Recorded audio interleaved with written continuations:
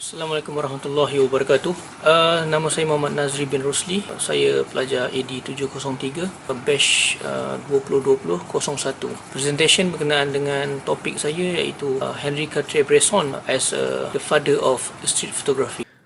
Beliau dilahirkan pada 22 Ogos 1908 di Chanteloup-en-Bray, Perancis. Beliau adalah anak sulung daripada 5 orang adik-beradik. Ayahnya adalah pengilang tekstil yang kaya. Keluarga ibunya adalah peniaga kapas dan pemilik tanah dari Normandy. Disebabkan minat mendalam dalam seni, keluarganya menanggung perbelanjaan beliau untuk mengikuti kelas fotografi di Latour Academy pada tahun 1927. Minat mendalam dalam dunia seni moden menjadikan beliau mengagumi karya master Renaissance seperti Jean van Eyck, Paolo Uccello, Masaccio, Piero della Di Franca.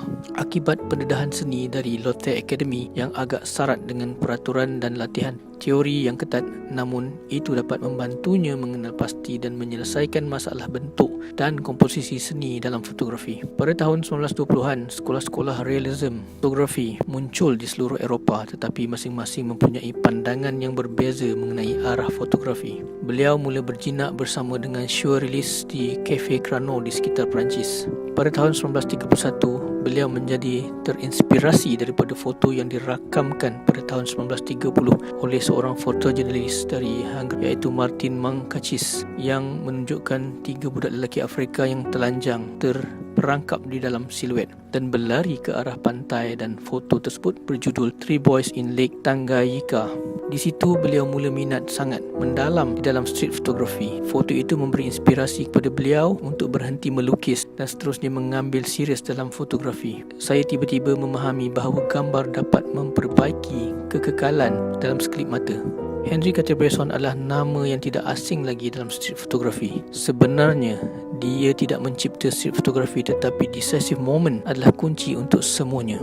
Decisive moment adalah sesuatu yang sukar digambarkan atau ditakrifkan, dan itulah salah satu sebab mengapa ia sangat sukar untuk dinyatakan. Beliau adalah jurugambar humanis dan juga dianggap sebagai jurugambar yang sangat jujur dalam berkarya, dan menganggap street photography adalah sebagai the decisive moment. Beliau juga merupakan pengasas agensi foto yang terkenal iaitu Magnum Photo Agency. Ada yang merasakan bahawa fotojurnalis sudah wujud sebelum street photography. Kesalahfahaman utama antara kedua makna ini adalah street photography adalah yang berlaku di jalanan dan pasti ada orang di dalamnya, dan fotojurnalis digunakan khusus untuk berita yang menceritakan, dan ia digunakan sebagai bahan untuk menerbit atau siaran. Dan beliau adalah orang pertama yang memfokuskan perhatiannya pada gambar yang mengandungi human action di jalanan sebagai subjek. Dia menangkap gambar manusia di jalanan dan disebut sebagai decisive moment. Dengan teknologi yang kita miliki sekarang, iaitu era digital, dan segalanya berlaku dengan pantas dan tidak dapat dibayangkan pada masa yang lalu yang sangat terhad. Teknologi yang ada pada hari ini sama ada smartphone atau DSLR yang mempunyai sistem sensor yang besar, mudah didapati di pasaran untuk kita memperluaskan gambar fotografi tanpa had dan di mana kita berada.